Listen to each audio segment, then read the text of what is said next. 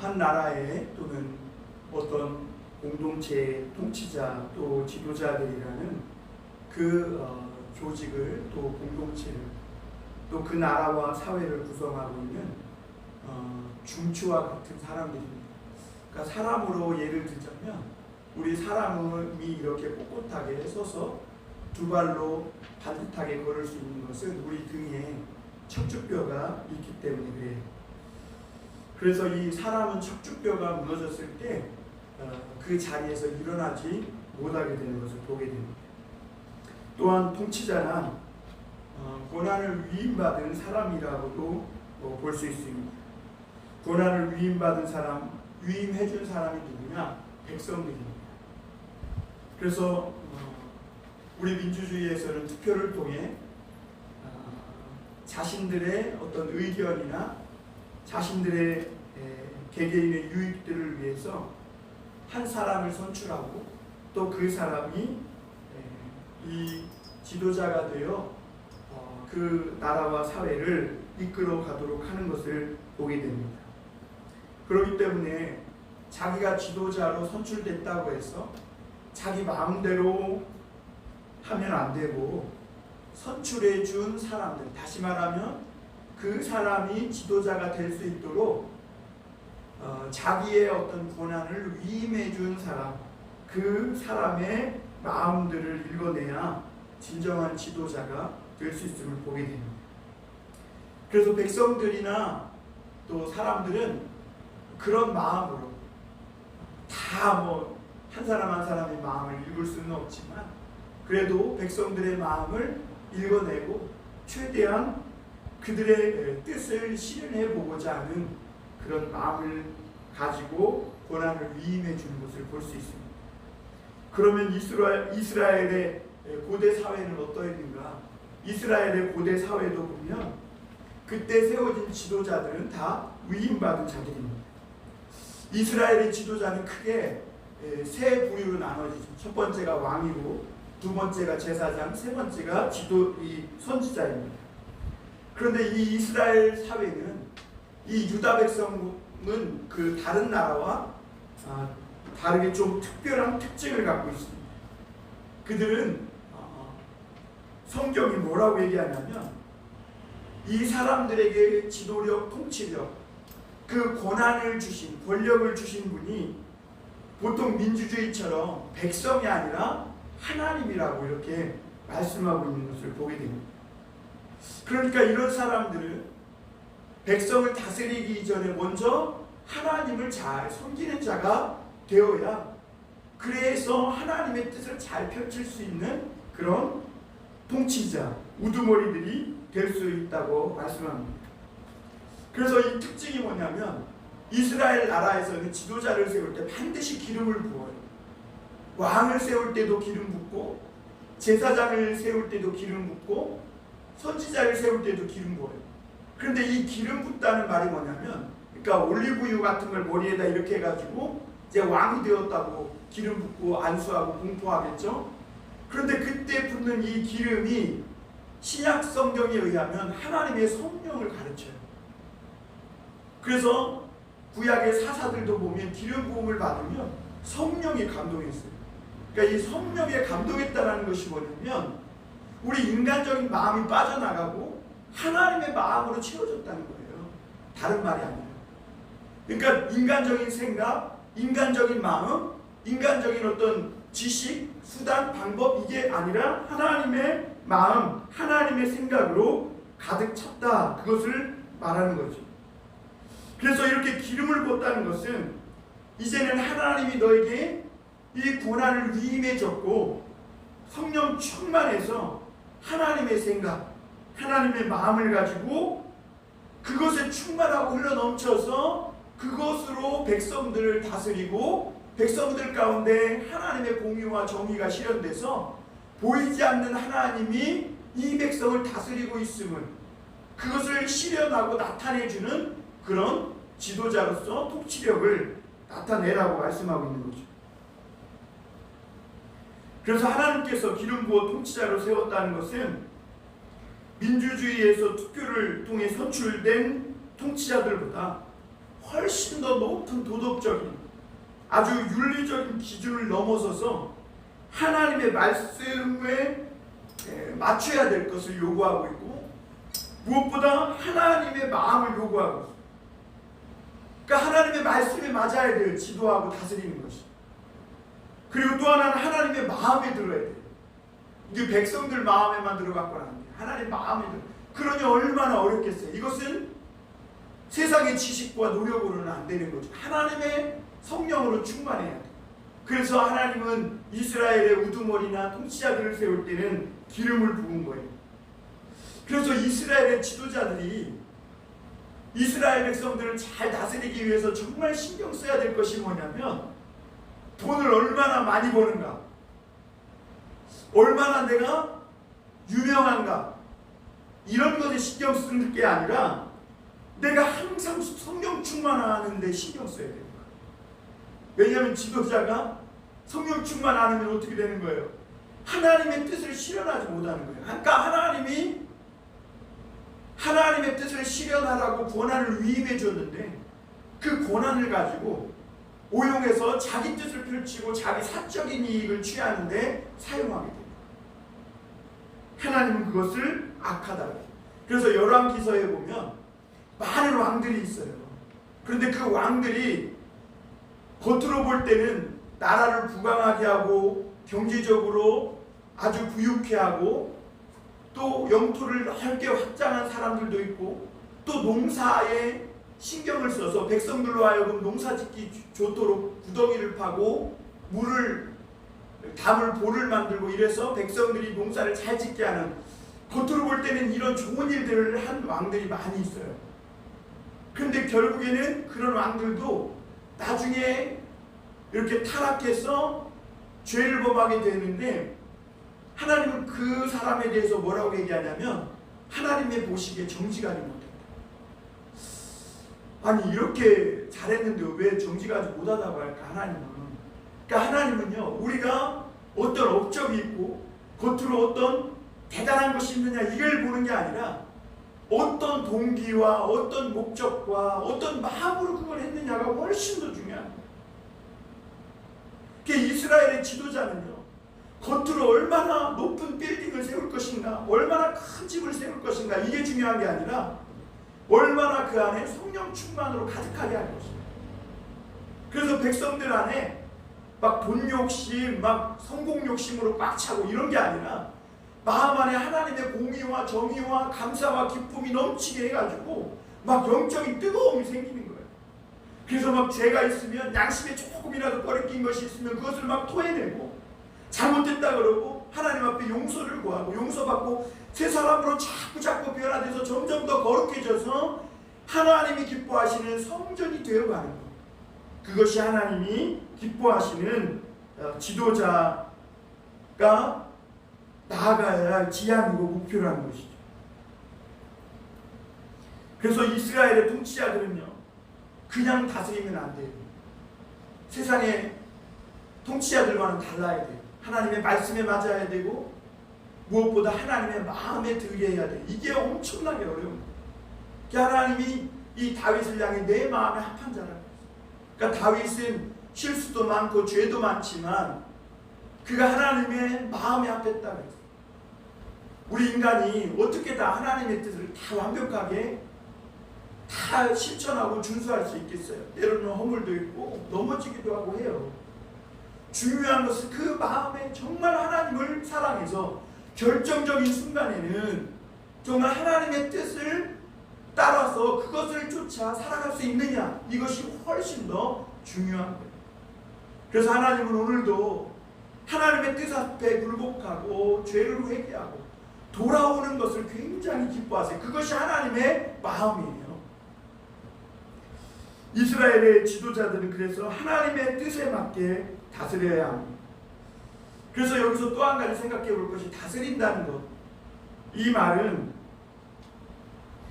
이 다른 이방 나라의 왕들이나 고관들처럼 지배하고 군림하고 그래서 큰 소리치고 자기의 권력을 떨치고 그런 것이 아니에요. 그것을 다스린다고 성경은 말하는 것이 아니에요. 성경이 다스린다라는 의미는 하나님이 아담과 하와를 지으시고 하나님이 창조하신 모든 것을 맡기면서 다스려라 그랬어. 그때 다스려라는 의미는 하나님이 맡겨줬으니까 막 내 마음대로 파헤치고 내 마음대로 막 생태계를 바꾸고 동물을 학대하고 이러라고 그렇게 다스리라는 게 아니라 각자 생명들마다 하나님께서 본래 주신 생명의 특징이 있어요. 그 특징대로 자기 본래의 모습대로 목적에 맞게 잘 살아갈 수 있도록 그렇게 해줘야 된다는 거예요. 그게 다스리는 거예요. 예를 들면 새는 하늘을 날아야 돼. 그 내가 좋다고 세상에 가둬놓고 보는 거 이게 다스리는 게 아니라는 거예요. 하마는 어떻게 해야 돼? 하마는 물에서 막 지능 목욕하고 물 먹고 막 입 크게 벌리고 이게 하마야. 그런데 하마를 막 내가 늘 보고 싶을 때 보고 싶다고 동물원에 가둬놓고 막 못 살게 굴고 학대하고 사람들 구경거리는 이게 하나님이 다스리는 본래의 목적이 아니라는 거죠. 그래서 성경이 의미하는 다스림은 지배하는 것이 아니라 그래서 협력하는 거예요. 마치 꽃이 벌에게 꿀을 주고 이 벌은 꽃이 서로 또 다른 꽃을 피울 수 있도록 홀씨를 수정해 주듯이 그렇게 서로 협력하는 관계가 되는 것. 그것을 성경은 다스리다라는 의미로 표현하고 있는 거예요. 그런데 오늘 성경에 보니까 다스림을 지배로 생각하는 사람들이 있어요. 이런 사람들은 하나님이 위임해준 그 힘, 하나님이 위임해준, 맡겨준 그 권력을 잘못 사용합니다. 그래서 오늘 9절에서는 이렇게 말하죠. 우리 9절 한번 보겠습니다.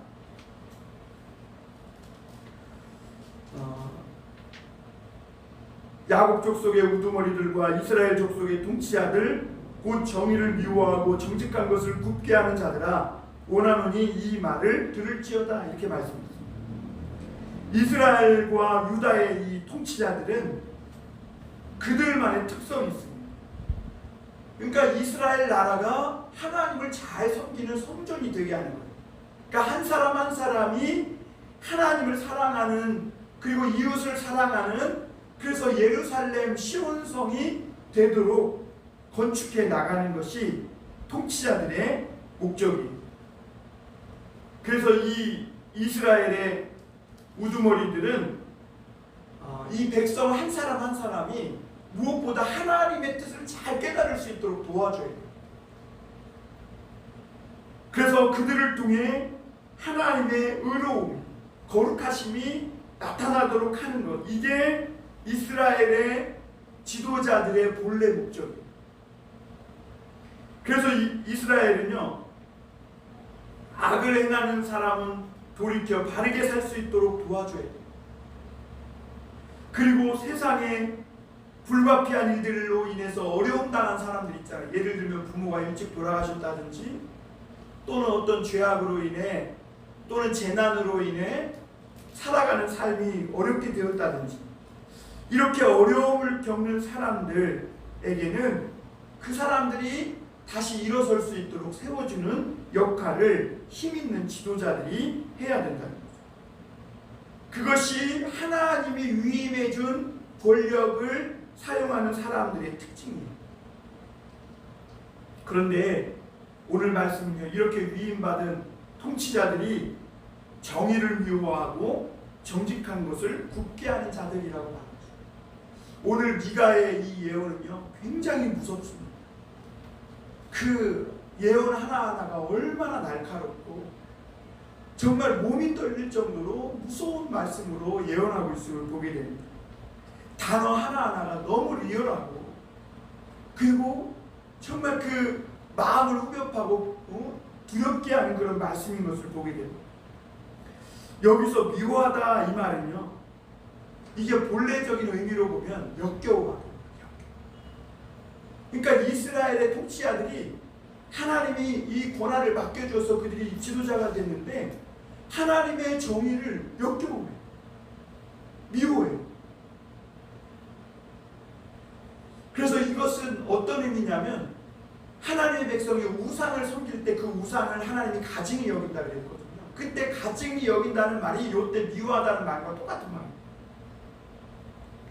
또한 오늘 말씀을 보면 이 통치자들은요, 정직한 것을 굳게 했다 그랬어요. 정직이라는 게 뭐예요? 막 구부러져 갖고 삐뚤빠뚤 있는 것을 곱게 펴는 거잖아요.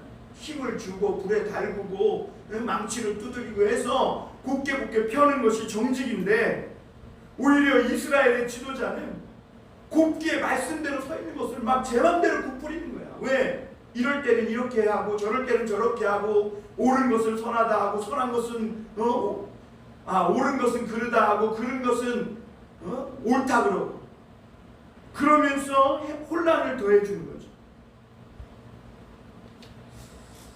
이것은 이스라엘 백성들의 삶에 마음에 굉장한 혼란을 줍니다. 왜냐하면 여러분, 우리가 선악을 분별할 줄 알아야 되잖아요. 그런데 위에 있는 지도자들이 선악을 제대로 분별하고 살지 않으면요, 그 밑에 있는 백성들은 더 구별 못합니다. 그래서 윗물이 맑아야 아랫물이 맑다, 이런 말을 하게 되는 거예요.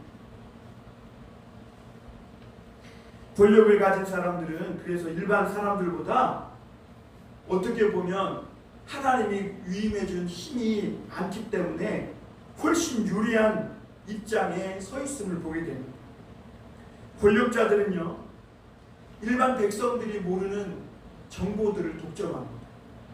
예를 들어 우리나라에도 저 높은 고위직에 있는 사람은 우리나라에 어디 땅이 개발될 거라는 걸 먼저 알고 있어요. 철길이 어디로 뚫리고 도로가 어디에 나고 이거 벌써 다 알고 있다고. 이런 좋은 정보를 먼저 알고 있어요. 그리고 사람들에 대한 이런 잘못된 것들, 이런 모든 정보들을 다 먼저 알고 있어요. 그래서 내가 알고 있는 바에 의하면, 이렇게 말하면 다른 사람들은 그 앞에서 두려워 떨 수밖에 없어요. 그리고 항상 이 권력자들은요, 어떤 모임에 가면 마이크를 독점해요. 그래서 이 권력자들이 말하는 시간이 많아요. 나머지 사람들은 듣는 거예요.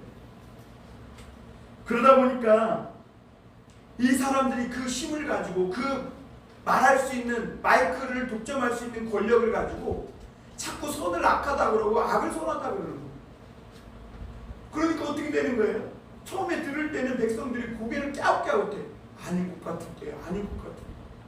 근데 나중에 계속 듣다 보면 어떻게 되는 거예요? 아유, 그런가 보다. 그렇구나. 그러면 그 사회가 어떻게 돼요? 전체가 어두워집니다. 그래서 예수님도 소경을 인도하면 둘 다 구덩이에 빠진다고 했어요.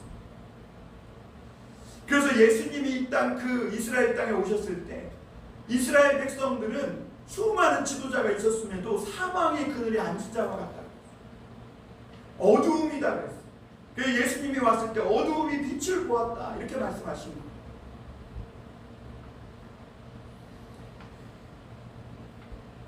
오늘 10절에서 11절에 보면 이렇게 말합니다. 한번 보겠습니다. 시온을 피고 예루살렘을 죄악으로 건축하는도다.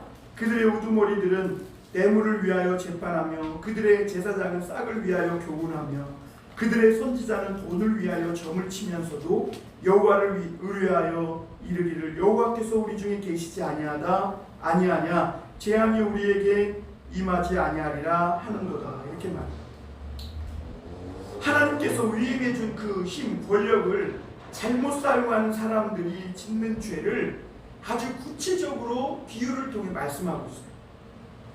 우선 시온을 피로, 예루살렘으로 물 죄악으로 건축한다. 여러분, 아까 말씀드렸듯이 이스라엘 지도자는 뭐하는 사람이라고 했어요? 이스라엘이라는 이 백성들, 이 나라를 하나님의 제사장 국가로 세워가야 되는 거예요. 그런데 이 사람들은요, 이 시온이라는 이름이 얼마나 이스라엘에게 아름다운 이름인지 몰라요. 그리고 이 시온은 하나님의 도성 예루살렘을 일컫는데, 예루살렘이라는 이 이름은 평화의 도시라는 이름이에요. 뜻이에요. 그런데 이 이스라엘 통치자들은요, 그 시온과 예루살렘을 피로 건축해요.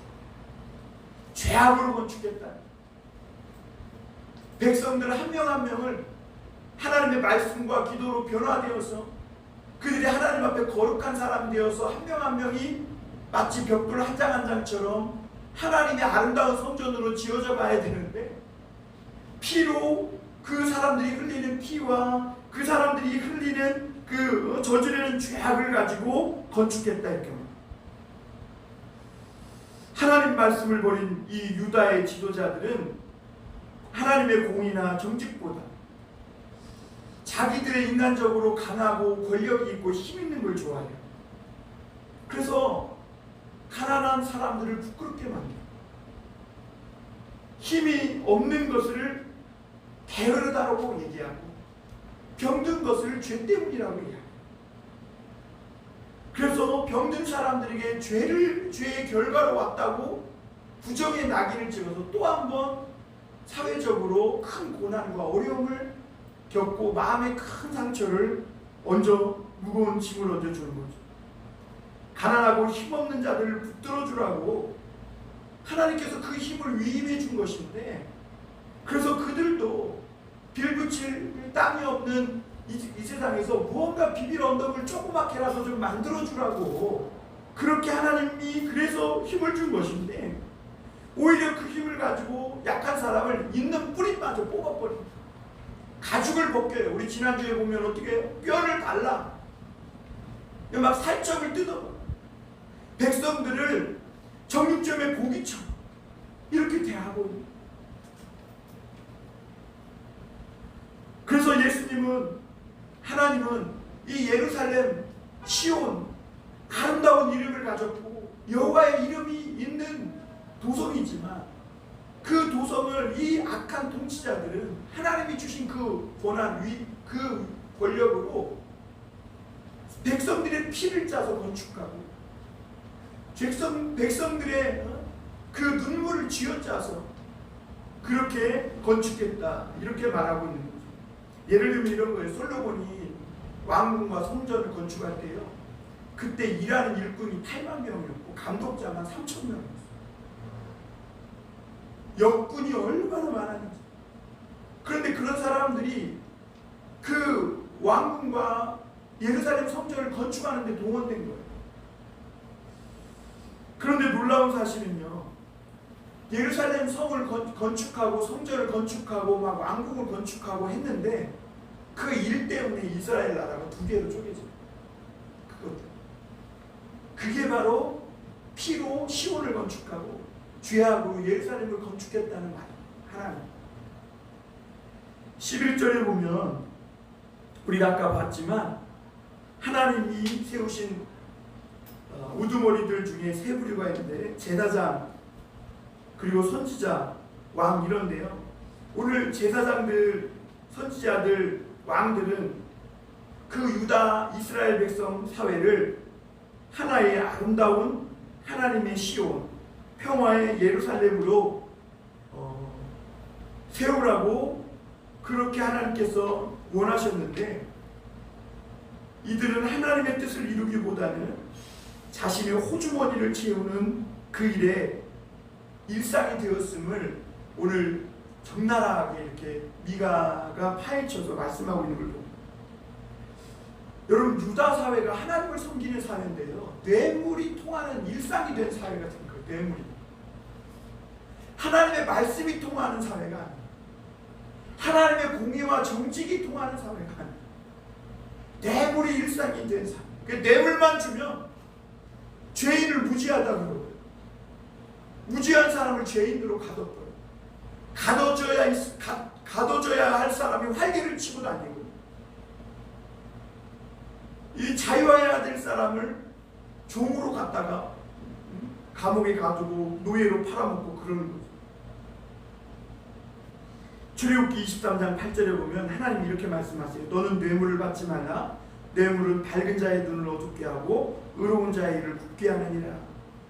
하나님은 뇌물을 받지 말라고 해요. 왜냐하면 뇌물이 나쁘다 그렇게 말하는 게 아니라, 왜 뇌물을 받지 말라고 하냐면 이 뇌물이 밝은 자의 눈을 어둡게 하고 의로운 자의 일을 굳게 한다.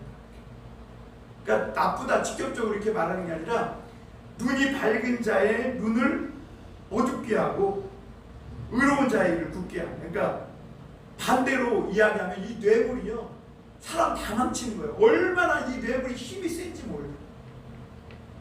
예수님도 마귀의 이 뇌물에 한 번만 딱 절해. 그럼 내가 이거 다 줄게. 이 뇌물에 막 유혹을 받았어. 딱 한 번만 절하라는 거예요. 만국을 다 주겠다. 이 뇌물을. 그랬더니 예수님 뭐라 그래요? 하나님의 말씀으로 쫓아냈거든요. 이사야 시대 때도 뇌물이 일상이었습니다. 그래서 이사야서 1장 23절에 보면 내 고관들은 패역하며 모두가 짝하여 다 뇌물을 사랑하여 예물을 구하며 고아들을 위해 신원하지 않으며 과부의 송사를 수리하지 않아. 그러니까 하나님이 주신 그 위임해 주신 힘을 가지고 고아의 이 억울함을 풀어주지 않고 과부의 송사는 들어주지도 않으면서 뇌물만 요구하고 누가 돈 바치고 그 사람들 뇌물만 받고 그 사람들 것만 처리해 준다는 거예요. 그러니까 이사야도 뇌물이 일상화된 그 유다 사회에 예언을 경고하는 거죠. 이스라엘의 지도자들이 자신의 위치와 하나님이 맡겨주신 자리를 생각하지 못하고 사적인 이익과 자기 주머니에 무언가 채워주는 사람들을 거절하기가 얼마나 어려웠는지를 우리가 보게 돼요. 오늘날도 마찬가지입니다. 여러분, 뇌물은 독사에게 물려 독이 퍼지는 것과 같습니다. 이 뇌물은요, 다른 사람을 해치기 전에 나를 먼저 해칩니다. 내 눈을 어떻게 해요? 내 주머니는 아주 두둑해졌을지는 모르지만 양심은 파산합니다. 하나님 앞에서 떳떳하지 못한 그런 인생을 살게 되는 거예요. 그래서 속여야 되는 것이 많고 불투명하고 다른 사람에게도 숨겨야 되는 것이 많고 그런 것이죠.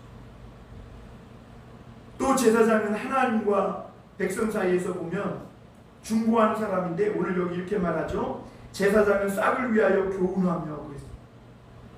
하나님의 말씀을 맡은 자가요, 싹을 돈을 위하여 교훈해요.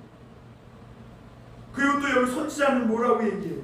선지자는 돈을 위하여 점을 치면서, 그러니까 선지자가요 11절에 보면 돈을 위하여 점을 친다. 그러니까 다 돈이 문제예요. 돈.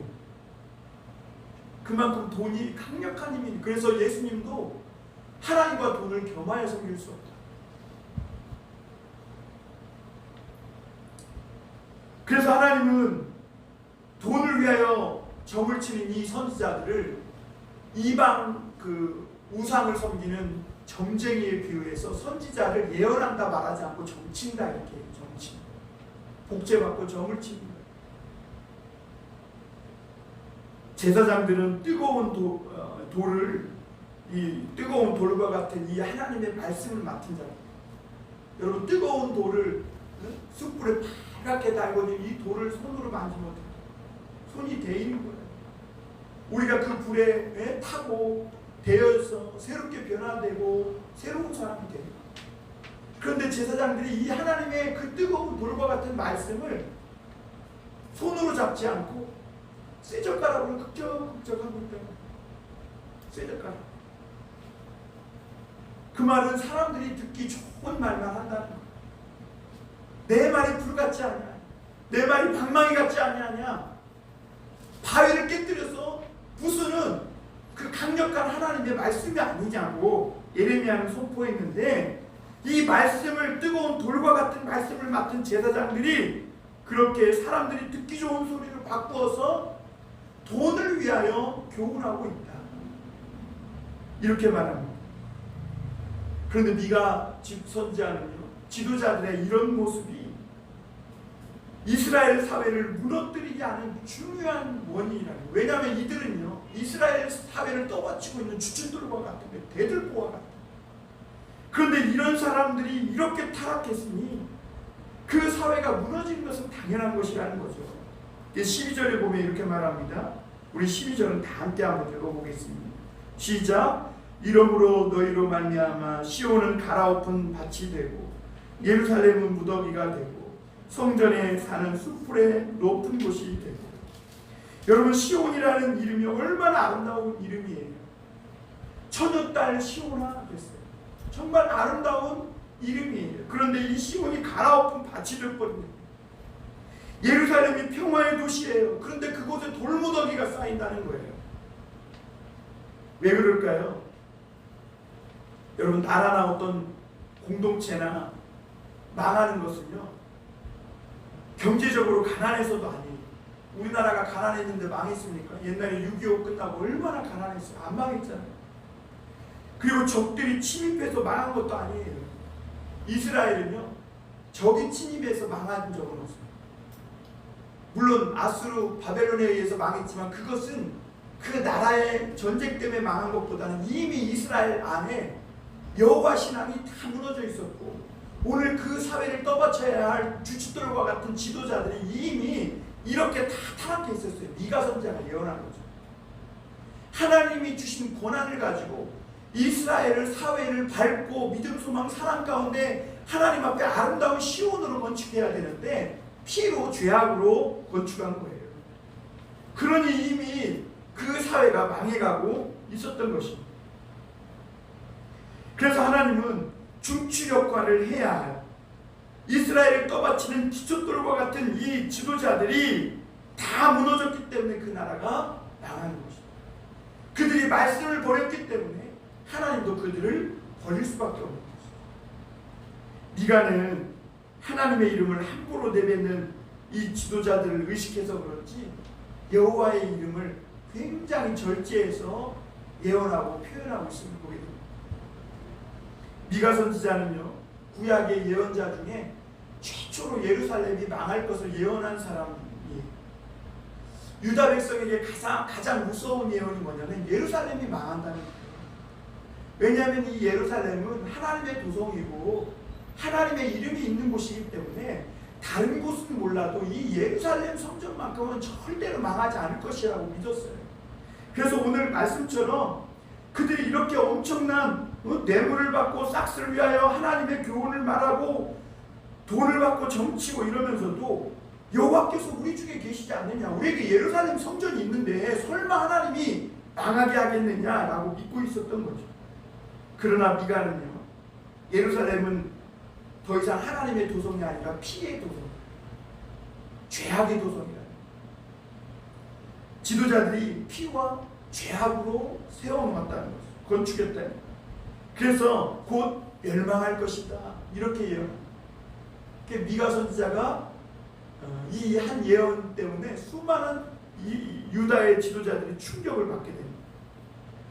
예수님도 예루살렘 성전을 향해 무너질 거라고 말씀하셨죠. 제자들이 이 예루살렘 성전을 보이면서 주님 이걸 보라고.